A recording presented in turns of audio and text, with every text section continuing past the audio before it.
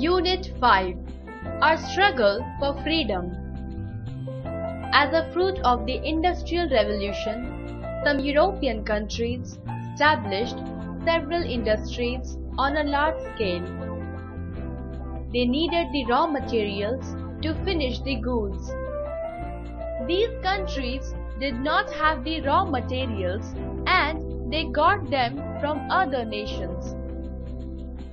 They were also in search of selling the finished goods. In order to bring and sell the goods, they needed markets, which they acquired in the continents of Asia and Africa. They came to the country as traders and settled here permanently. This unit explains how India has finally achieved independence after a long struggle. 1. The Revolt of 1857. In ancient times, India was very rich. Many invaders like the Greeks, the Romans, the Arabs, and many others came to our country in the past with an aim to carry on trade in spices like pepper and cardamom.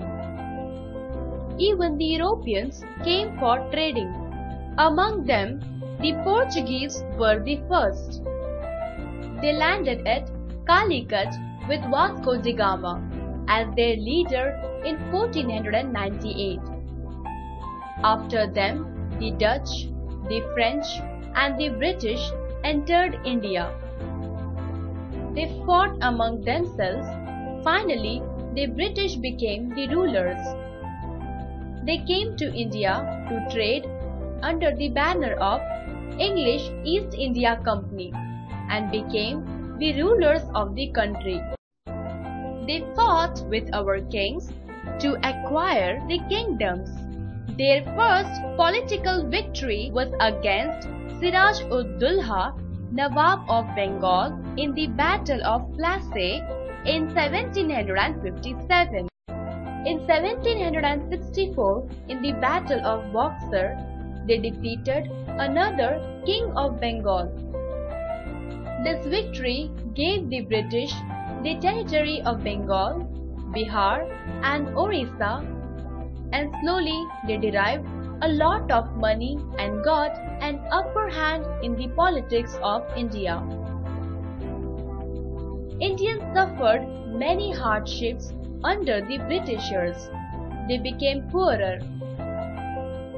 Farmers also became poor under their rich taxation.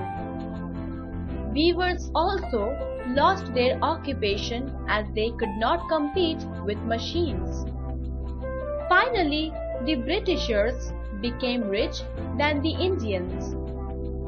Some native rulers became puppets while the others lost their kingdoms. The people were unhappy with the British rule. This unhappiness was expressed in the form of revolts and rebellions. The most important rebellion being the revolt that took place in 1857, called as the Great Revolt of 1857 or the Sepoy Mutiny. The 1857 Revolt. This revolt of 1857 was a big revolt against the British rule in our country. V.D. Savarkar described it as the first war of Indian independence. The Britishers were shocked by the revolt. The revolt was started by the Indian soldiers in the British Army. They were called as Sepoys. These Sepoys were angry because of the injustice done to them with the British rulers. Their low salaries and treatment also led to their discontentment. The Enfield rifle, which was introduced by them, was the immediate cause for the revolt. the cartridges of their new rifles were being greased with the fat of the cow and the pig. The sepoys had to bite the cartridges before using them, and it was against their religious beliefs. The revolt began in May 1857 at Meerut when the sepoys there refused to obey the orders of the British officers and attacked them.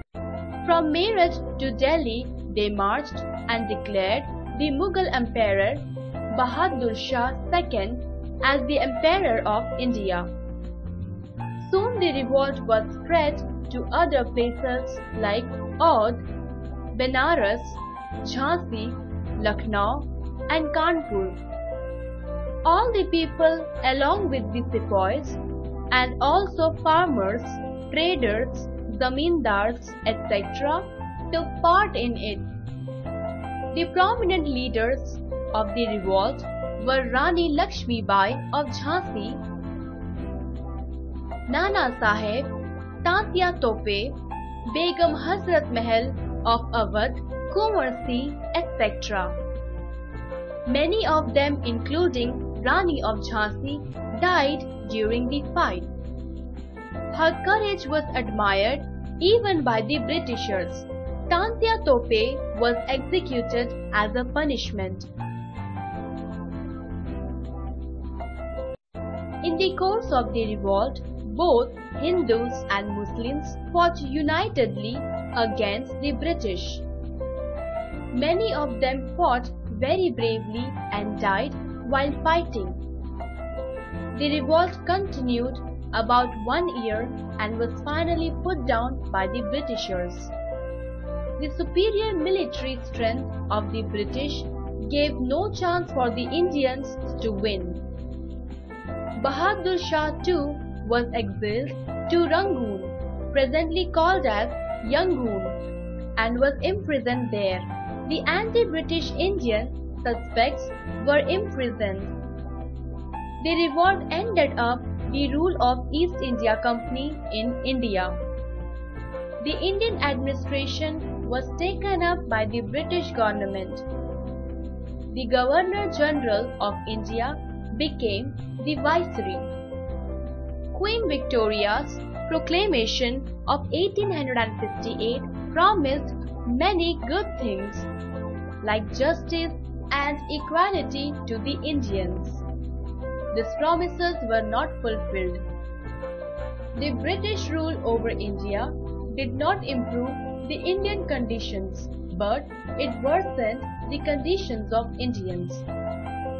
The significance of the revolt of 1857 was that though the revolt had failed, it strengthened the desire of Indians to become free.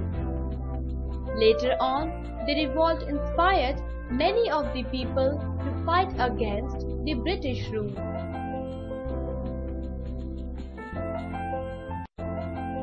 Let's revise